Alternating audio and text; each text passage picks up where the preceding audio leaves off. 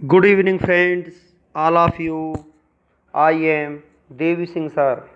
आज फिर एक नए वीडियो के साथ मैं आपके लिए लेकर के आया हूँ इंडियन हिस्ट्री, भारतीय इतिहास।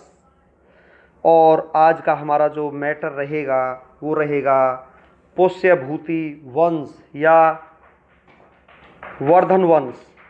और इसके अलावा हम इसी वीडियो में आज आपको बताने वाले हैं दक्षिण भारत के प्रमुख राजवंशों के बारे में।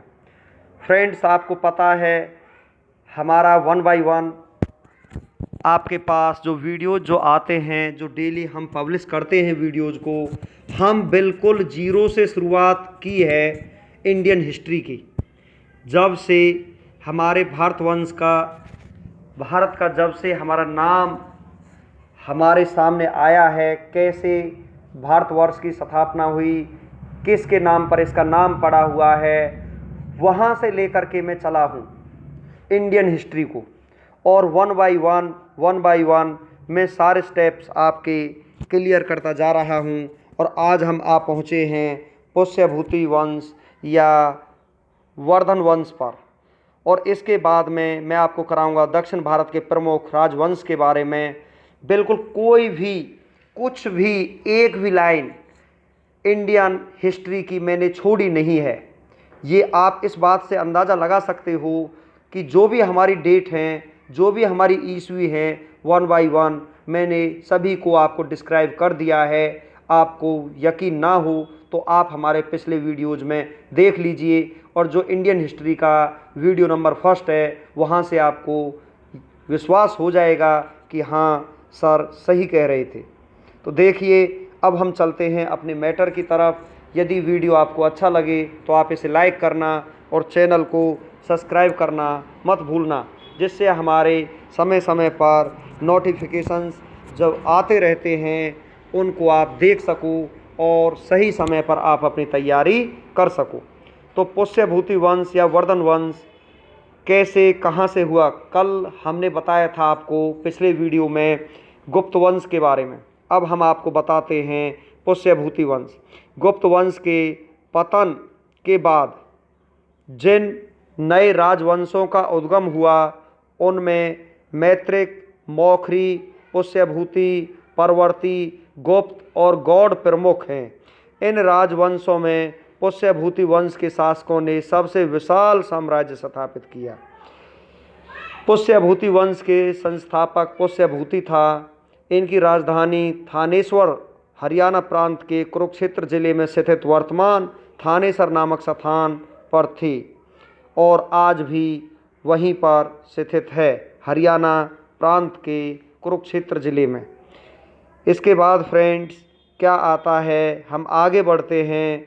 ये है आपका प्रभाकर वर्धन। इस वंश की स्वतंत्रता का जन्मदाता था तथा प्रथम प्रभावशाली शासक था, जिसने परम भट्टारक और महाराजा धीराज जैसी सम्मानजनक उपाधियां धारण की। नेक्स्ट हम चलते हैं और आपको कुछ जानकारी देते हैं। यदि आपको देखने में थोड़ी बहुत कठिनाई होती है तो आप स्क्रीन को जूम कर लिया करो, तो यहाँ से बिल्कुल साफ आपको दिखाई देगा। तो देखते हैं आगे कुछ और इन्फॉर्मेशन इस वंश की।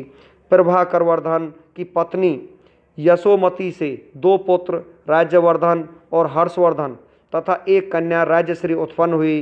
राज्यश्री का विवाह कन्नौज के मौखरी राजा गृहवर्मा के साथ हुआ। मालवा के शासक देवगुप्त ने गृहवर्मा की हत्या कर दी और राज्यश्री को बंदी बनाकर कारागार में डाल दिया।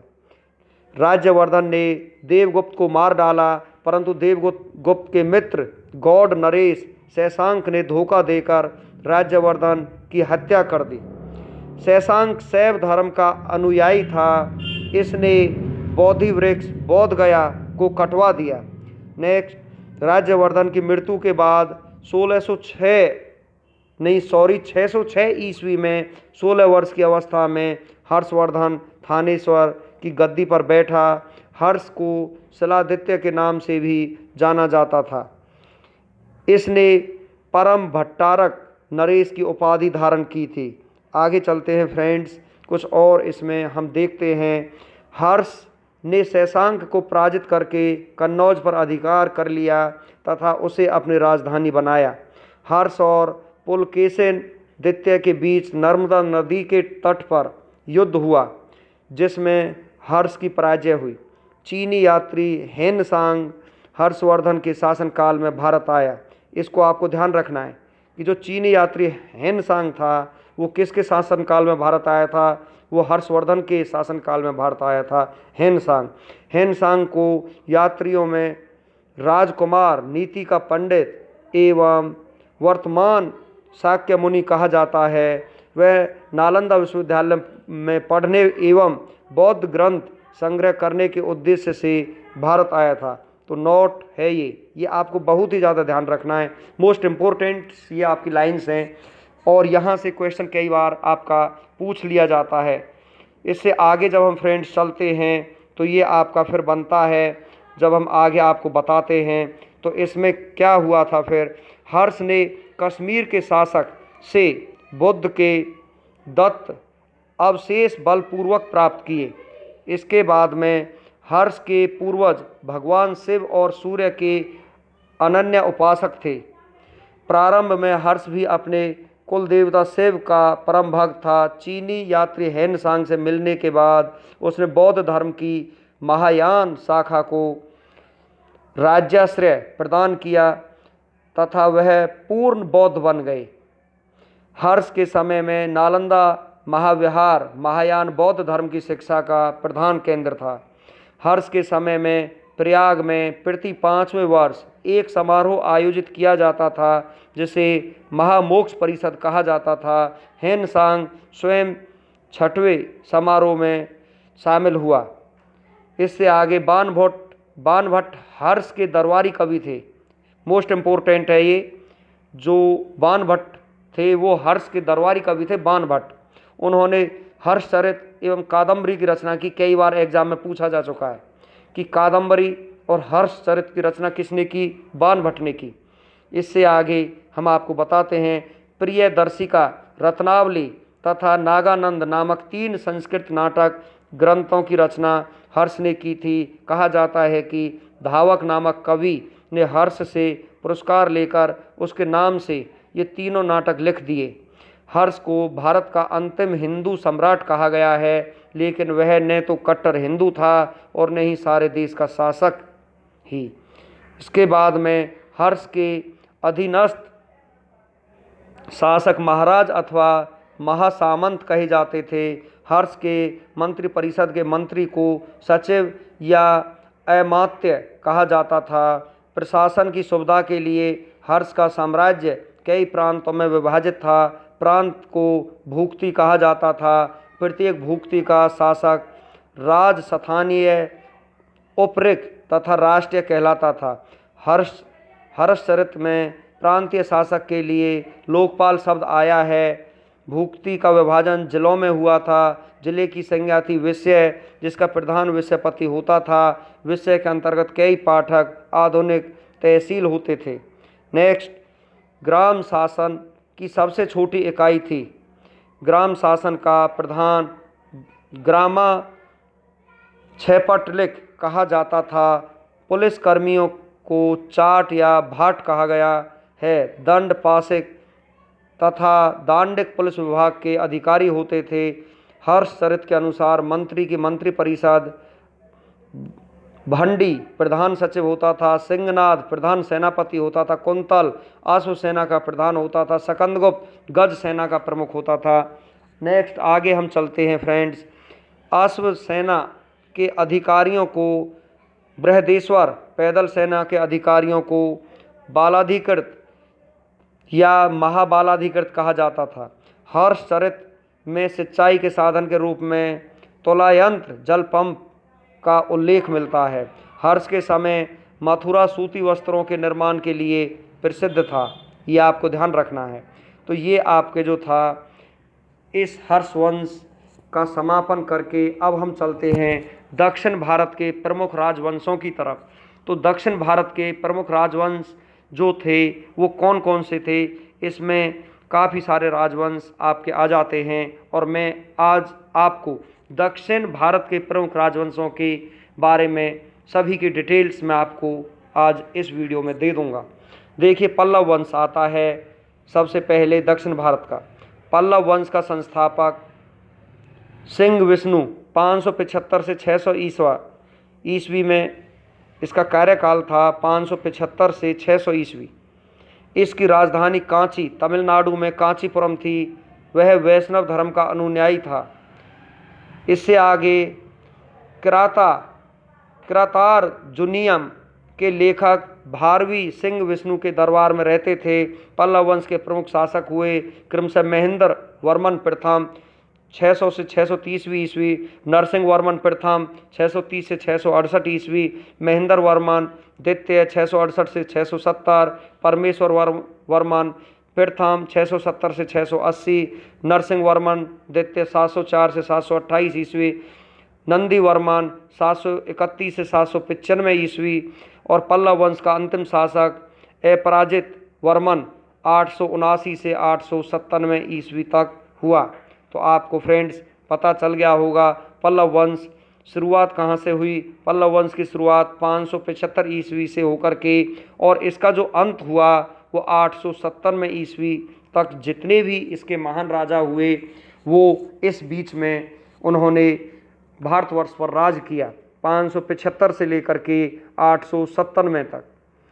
इससे आगे अब हम आपको बताते हैं कुछ और जानकारी इनके बारे में। देखिए, मत विलास प्रहसन की रचना महेंद्र वर्मन ने की थी।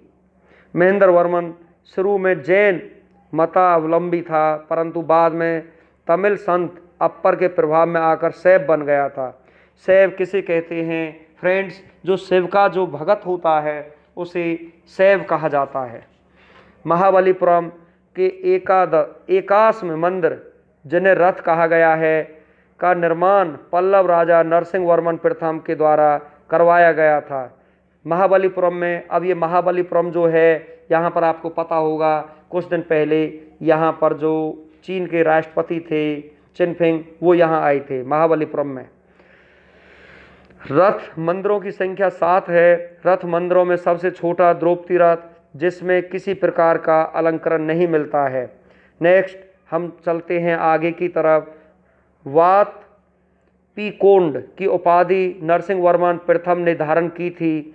अरबों के आक्रमण के समय पल्लवों का शासक नरसिंह वर्मन द्वितीय था। उसने राजा सिंह, राजाओं में सिंह, आगम प्रिय, शास्त्रों का प्रेमी और शंकर भगत, शिव का उपासक की उपाधियां धारण की। उसने कांची के कैलाशनाथ मंदिर का निर्माण करवाया, जिसे राज सिद्धेश्वर मंदिर भी कहा जाता है। इसी मंदिर के निर्माण से द्रविड़ स्थापत्य कला की शुरुआत हुई। महाबलीपुरम में सूर्य मंदिर इम्पोर्टेंट है।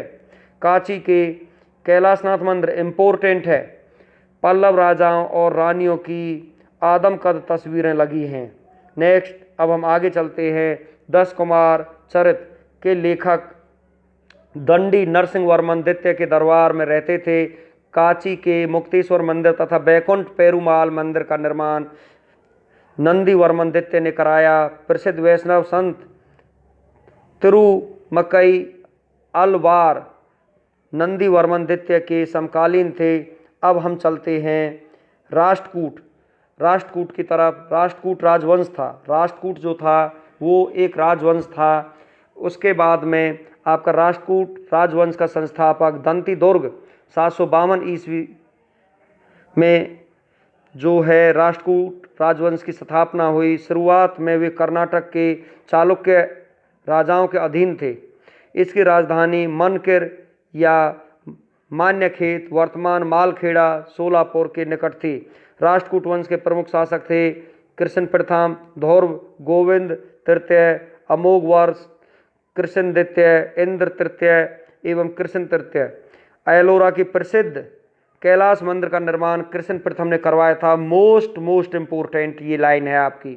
एलोरा के प्रसिद्ध कैलाश मंदिर का निर्माण किसने कराया था? ये कराया था कृष्ण प्रथम ने कराया था। और जो एक कृष्ण प्रथम था ये राष्ट्रकूट राजवंश का जो था ये राजा था। इसके बाद में हम आपको बताते हैं ध्रुव राष्ट्रकूट वंश का पहला शासक था जिसने कन्नौज पर अधिकार करने हेतु त्रिपक्षीय संघर्ष में भाग लिया और प्रतिहार नरेश वत्सराज एवं पाल नरेश धर्मपाल को पराजित किया। नेक्स्ट आगे चलते हैं। ध्रुव को धारावर्ष भी कहा जाता था। गोविंद तृतीय ने त्रिपक्षीय संघर्ष में भाग लेकर चक्रायुद्ध एवं उनके संरक्षक धर्मपाल तथा प्रतिहार वंश के शासक नागभट्ट द्वितीय को पराजित किया। पल्लव, पांड्य, केरल एवं गंग शासकों के संघ को गोविंद तृतीय ने नष्ट किया। अमोघवर्ष जैन धर्म का अनुयायी था। इसने कन्नड़ में कविराज मार्ग की रचना की।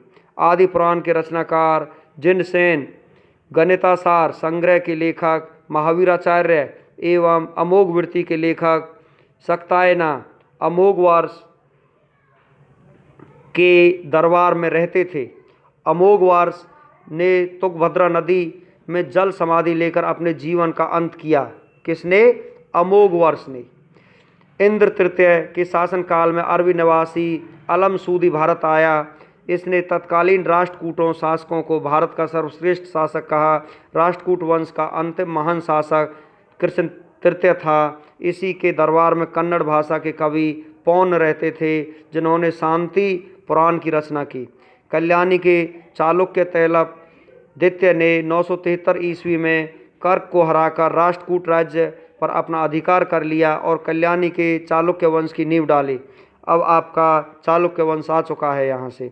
एलोरा एवं एलिफेंटा महाराष्ट्र गुहा मंदिरों का निर्माण राष्ट्रकूटों के समय में हुआ। मोस्ट इम्पोर्टेंट ये लाइन आपकी दी हुई है यहाँ पर। एलोरा और एलिफेंटा जो गुफाएं हैं वो महाराष्ट्र में हैं और वहाँ गुहा मंदिरों का निर्माण जो हुआ था वो राष्ट्रकूटों के समय में ही हुआ था। एलोरा में 34 शैलकृति गुफाएं हैं। मोस्ट इम्पोर्टेंट है भाई, आपको याद रखना है। क्वेश्चन बिल्कुल यहाँ से बनेंगे।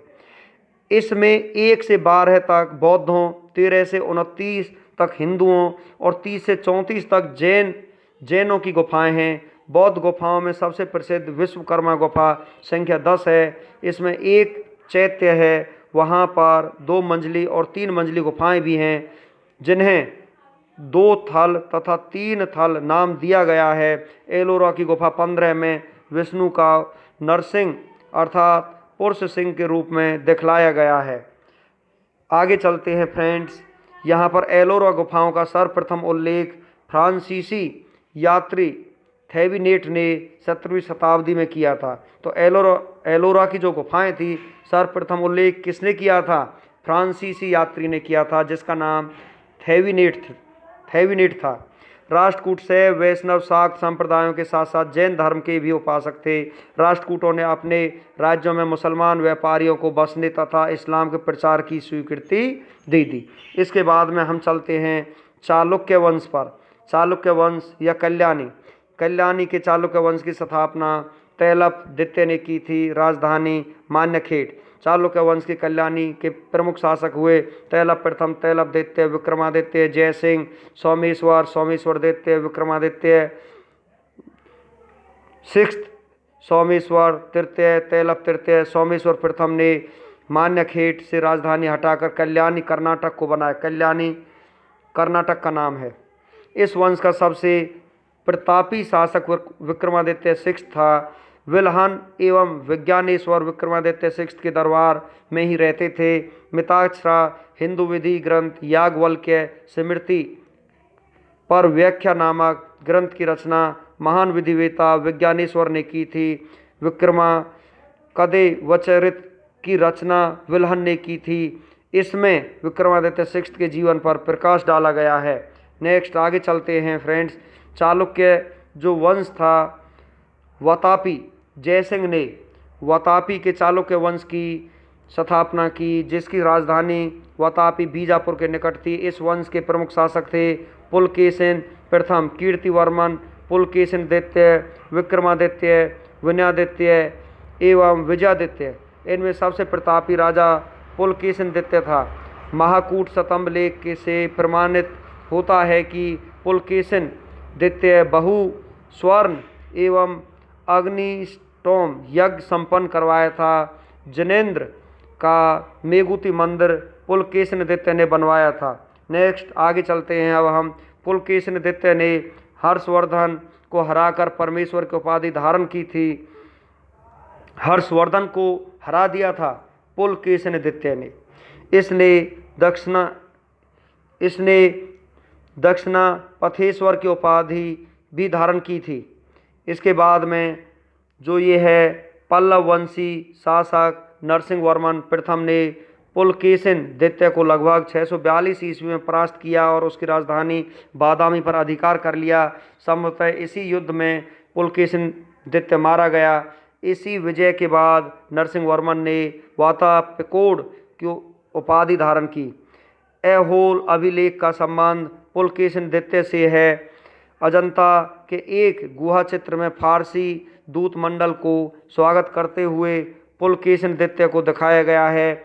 वातापी का निर्माणकर्ता कीर्तिवर्मन को माना जाता है। मालवा को जीतने के बाद विनयादित्य के सकलोत्तर पथनाथ की उपाधि धारण की थी। नेक्स्ट अब हम आगे पढ़ते हैं। विक्रमादित्य सेकंड के शासनकाल में ही दक्कन में अरबों ने आक्रमण किया। इस आक्रमण का मुकाबला विक्रमादित्य के भतीजे पुलकेशी ने किया। इस अभियान की सफलता पर विक्रमादित्य ने इसे अब निजनाश्रय की उपाधि प्रदान की। विक्रमादित्य सेकंड की प्रथम पत्नी लोक महादेवी ने पट्टदकल में विरूपाक्ष महादेव मंदिर तथा उसकी दूसरी पत्नी त्रिलोक्य देवी ने त्रिलोकेश्वर मंदिर का निर्माण करवाया। ये आपको ध्यान रखना है। ये लाइन जो है आपका क्या है, जो इसकी पत्नी थी, जो पहली पत्नी थी विक्रमादित्य की, इसने लोक महादेवी ने पट्टकल में विरूपाक्ष महादेव मंदिर का निर्माण पहली पत्नी ने करवाया और उसके बाद में त्रिलोकेश्वर मंदिर का जो निर्माण है वो दूसरी पत्नी ने करवाया, जिसका नाम त्रिलोक्य देवी था। अब हम नेक्स्ट आगे चलते हैं। इसमें जो दिया हुआ है, इस वंश का अंतिम राजा कीर्तिवर्मन द्वितीय था। इसके सामंत दंतिदुर्ग ने परास्त कर एक नए वंश राष्ट्रकूट वंश की स्थापना की। ऐहोल को मंदिरों का शहर कहा जाता है। ऐहोल मंदिरों का शहर कहा जाता है इसे, ऐहोल को। चालुक्य वंश, बेगी के चालुक्य वंश का संस्थापक विष्णुवर्धन था। इसकी राजधानी आंध्र प्रदेश में थी। इस वंश के प्रमुख शासक थे जयसिंह प्रथम, इंद्रवर्धन, विष्णुवर्धन द्वितीय, जयसिंह द्वितीय एवं विष्णुवर्धन थर्ड। इस वंश के सबसे प्रतापी राजा विजयादित्य तृतीय था, जिसका सेनापति पंडरंग था। चोल वंश पर आ जाते हैं अब हम फ्रेंड्स। अब हम चोल वंश के बारे में आपको बताते हैं। चोल वंश 9वीं शताब्दी में चोल वंश पल्लवों के ध्वंसावशेषों पर स्थापित हुआ। इस वंश के संस्थापक विजयालय चोल वंश के संस्थापक थे 850 से 87 ईस्वी, जिसकी राजधानी ताजाय तंजौर या तंजावुर था। तंजावुर का वास्तुकार कुंजर मल्लन राज पेरुथेच्चन था। विजयालय ने नरकेसरी की उपाधि धारण की और निशुंभ सूदनी देवी का मंदिर बनवाया। चोलों का स्वतंत्र राज्य आदित्य प्रथम ने स्थापित किया। पल्लवों पर विजय पाने के उपरांत आदित्य प्रथम ने कोदंड राम की उपाधि धारण की। चोल वंश के प्रमुख राजा थे परांतक प्रथम, राजराज प्रथम, राजेंद्र प्रथम, राजेंद्र द्वितीय एवं कुलोतुंग। नेक्स्ट आगे चलते हैं हम। ये है आपका तक्कोलम के युद्ध में राष्ट्रकूट नरेश कृष्ण तृतीय ने परांतक प्रथम को पराजित किया। इस युद्ध में परांतक प्रथम का बड़ा लड़का राजादित्य मारा गया। राजराज प्रथम ने श्रीलंका पर आक्रमण किया। वहां के राजा महिम पाँच को भगाकर श्रीलंका के दक्षिण जिला रोहन में शरण लेनी पड़ी। राजराज प्रथम श्रीलंका के विजित प्रदेशों को चोल साम्राज्य का एक नया प्रांत मुंडी चोल मंडलम बनाया और पोलम रोवा की इसकी राजधानी बनाया। राजराज प्रथम शैव धर्म के अनुयायी था। इसने तंजौर में राजराजेश्वर का शिव मंदिर बनवाया। नेक्स्ट आगे चलते हैं। चोल साम्राज्य का सर्वाधिक विस्तार राजेंद्र प्रथम के शासनकाल में हुआ। बंगाल के पाल शासक महीपाल को पराजित करने के बाद राजेंद्र प्रथम ने गंगकोड चोल की उपाधि धारण की और नवीन राजधानी गंगकोड चोलपुरम के निकट चोलगंगम नामक विशाल तालाब का निर्माण करवाया। नेक्स्ट, चोल काल में भूमि के प्रकार। विलन वगाई गैर ब्राह्मण किसान स्वामी की भूमि। ब्रह्मदेय ब्राह्मणों को उपहार में दी गई भूमि। शालाभोग किसी विद्यालय के रखरखाव की भूमि। देवदान मंदिर के उपहार में दी गई भूमि। पल्ली चंचदम जैन संस्थानों को दान दी गई भूमि। इससे आगे अब हम देखते हैं और क्या है। गजनी का सुल्तान महमूद राजेंद्र प्रथम का समकालीन था। राजेंद्र द्वितीय ने प्रकेसरी की एवं वीर राजेंद्र ने राजकेसरी को उपाधि धारण की। चोल वंश का अंतिम राजा राजेंद्र तृतीय था। चोलों एक एवं पश्चिमी चालुक्य के बीच शांति स्थापित करने में गोवा के कदम शासक जयकेश प्रथम ने मध्यस्थ की भूमिका निभाई थी। विक्रम चोल अभाव एवं अकाल से ग्रस्त गरीब जनता से राजस्व वसूल कर चिदम्बरम मंदिर का विस्तार करवा रहा था। कलोत्तुंग द्वितीय ने चिदम्बरम मंदिर में स्थित गोविंदराज विष्णु की मूर्ति को समुद्र में फेंकवा दिया। कालांतर में वैष्णव आचार्य रामानुजाचार्य ने उक्त मूर्ति का पुनरुद्धार किया और उसे तिरुपति के मंदिर में प्राण प्रतिष्ठित किया। नेक्स्ट आगे चलते हैं। चोल प्रशासन में भाग लेने वाले उच्च पदाधिकारियों को पेरुंदरम एवं निम्न श्रेणी के पदाधिकारियों को सैरुंद्रन कहा जाता था। लेखों में कुछ उच्चाधिकारियों को उडनकूटम कहा गया, जिसका अर्थ है सदा राजा के पास रहने वाले अधिकारी। संपूर्ण चोल साम्राज्य 6 प्रांतों में विभक्त था। प्रांत को मंडलम कहा जाता था। मंडलम कोट्टम नाडु एवं नाडु कई कुर्रमों में विभक्त था। नाडु की स्थानीय सभा को नाटूर एवं नगर की स्थानीय सभा को नगरतार कहा जाता था। नेक्स्ट है आपका बेलाल जाति के धनी किसानों को केंद्रीय सरकार की देखरेख में नाडु के कामकाज में अच्छा खासा नियंत्रण हासिल था। उनमें से कई धनी भूस्वामियों को चोल राजाओं के सम्मान के रूप में मुवेद वेलन 3 राजाओं को अपनी सेवाएं प्रदान करने वाला बेलन या किसान अरइयार प्रधान जैसी उपाधियां दी। उन्हें केंद्र में महत्वपूर्ण राज के पद सौंपे। नेक्स्ट, राजकीय स्वशासन चोल प्रशासन की मुख्य विशेषता थी और सर्वसाधारण लोगों की समिति थी जिसका कार्य होता था सार्वजनिक कल्याण के लिए तालाब और बगीचों के निर्माण हेतु गांव की भूमि का अधिग्रहण करना। सभा या महासभा यह मूलतः अग्रहारों और ब्राह्मण बस्तियों की सभा थी, जिसके सदस्यों को पेरू मक्कल कहा जाता था। यह सभा वरियम नाम की समितियों के द्वारा अपने कार्य को संचालित करती थी। सभा की बैठक गांव में मंदिर के निकट वृक्ष के नीचे या तालाब के किनारे होती थी।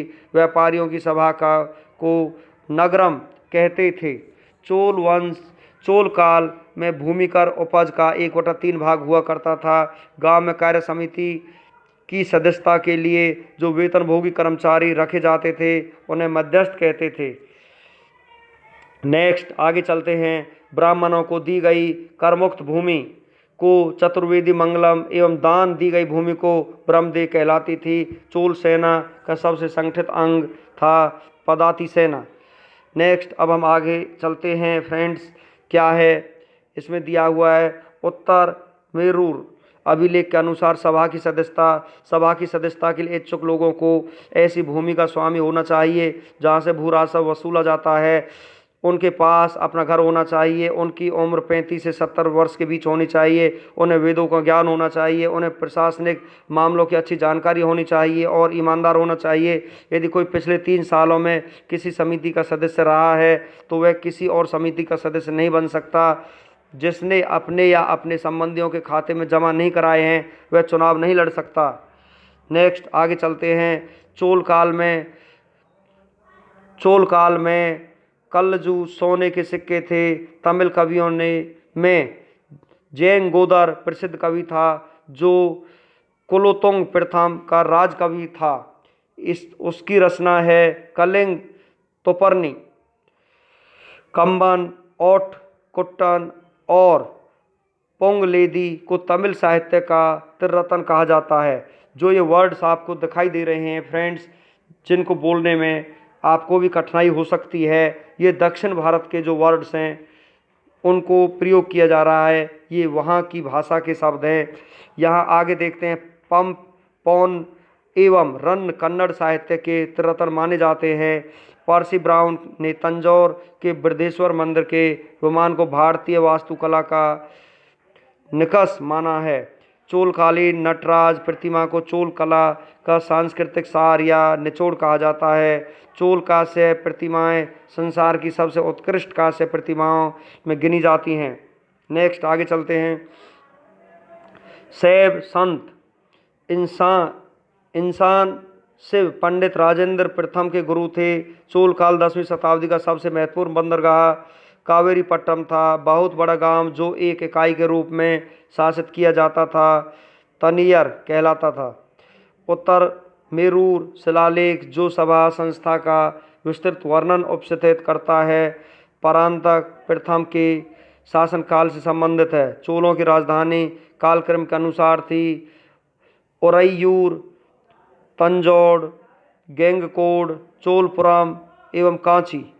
चोल काल में सड़कों की देखभाल बागान समिति करती थी। चोल काल में आम वस्तुओं के आदान प्रदान को आधार धान था। चोल काल के विशाल व्यापारी समूह निम्न थे: वलिंजियार, नानादेशी एवं मणिग्रामम। आगे चलते हैं। विष्णु के उपासक अलवार एवं शिव के उपासक नैनार संत कहलाते थे। यादव वंश, अब आ जाते हैं यादव वंश पर। देवगिरी के यादव वंश की स्थापना भिल्लम पंचम ने की। ध्यान रखना, भिल्लम पंचम ने किसकी स्थापना की? यादव वंश की स्थापना की। इसकी राजधानी देवगिरी थी। इस वंश का सबसे प्रतापी राजा सिंगन 1210 से 1246 ईस्वी में हुआ था। इस वंश का अंतिम स्वतंत्र शासक रामचंद्र था, जिसने अलाउद्दीन के सेनापति मलिक काफूर के सामने आत्मसमर्पण किया। होयसल वंश, द्वार समुद्र के होयसल वंश की स्थापना विष्णुवर्धन ने की थी। होयसल वंश का यहाँ आ जाता है और इसकी स्थापना किसने की? विष्णुवर्धन ने की थी। होयसल वंश यादव वंश की एक शाखा थी। बेलूर में चेन्ना केशव मंदिर का निर्माण विष्णुवर्धन ने 1117 ईस्वी में किया था। नेक्स्ट आगे चलते हैं हम। होयसल वंश का अंतिम शासक वीर बल्लाल तृतीय था, जिसे मलिक काफूर ने हराया था। होयसल वंश की राजधानी द्वार समुद्र आधुनिक हेलविड था। इससे आगे हम चलते हैं कदम वंश की तरफ। कदम वंश जो आपका था, देखिए, कदम वंश की स्थापना म्यूर शर्मन ने की थी। कदम वंश की राजधानी वनवासी था। गंग वंश के संस्थापक ब्रजहस्त पंचम था। अभिलेखों के अनुसार गंग वंश के प्रथम शासक कोकनी वर्मा था। गंगों की प्रारंभिक राजधानी कोबलाल कोलर थी, जो बाद में तलकाड़ हो गई। दत्तक सूत्र पर टीका लिखने वाला गंग शासक माधव प्रथम था। काकतीय वंश का संस्थापक बीटा प्रथम था, जिसने नलगोंडा हैदराबाद में एक छोटे से राज्य का गठन किया, जिसकी राजधानी अम्बकोंड थी। नेक्स्ट आगे चलते हैं। इस वंश का सबसे शक्तिशाली शासक गणपति था। रुद्रमा देवी गणपति की बेटी थी, जिसने रुद्रदेव महाराज का नाम ग्रहण किया, जिसने 35 वर्ष तक शासन किया।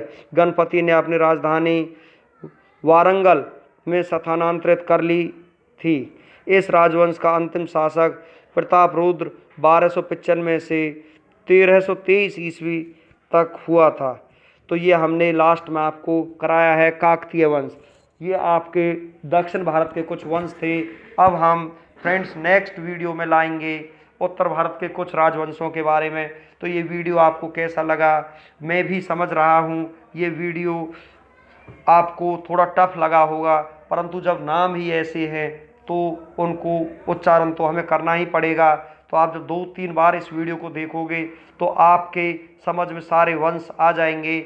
मैं आपको फिर एक बार कहना चाहता हूँ, इंडियन हिस्ट्री को Devi Singh math tutorial channel ने बिल्कुल जीरो से इसकी शुरुआत की है और इसको लास्ट कर दिया जाएगा वर्तमान तक। तो जब कुछ बचेगा ही नहीं तो परीक्षा में क्वेश्चन चाहे कहीं से भी पूछ लिया जाए, आप किसी भी क्वेश्चन को करके भी आओगे, आप उसको छोड़ना तो है ही नहीं, कोई छोड़ेगा नहीं यदि इन वीडियोज़ को आप ढंग से देखोगे तो फ्रेंड्स, ये वीडियो आपको कैसा लगा? यदि वीडियो आपको अच्छा लगा हो तो आप वीडियो को लाइक करें और चैनल को सब्सक्राइब कर दें, जिससे समय समय पर हमारे नोटिफिकेशंस आप तक पहुंच सकें। Thank you.